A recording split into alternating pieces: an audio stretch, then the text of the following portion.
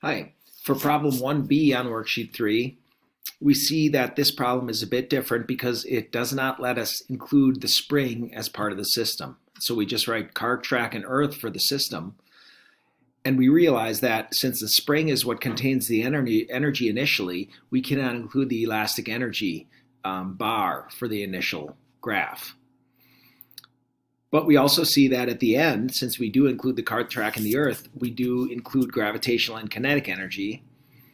And so this seems to violate the law of conservation of energy because the initial amount of energy does not equal the final amount.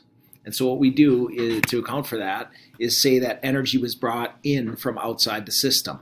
And we use an arrow pointing in towards the system, and we call that work because work is a transfer of energy either into a system or out of a system.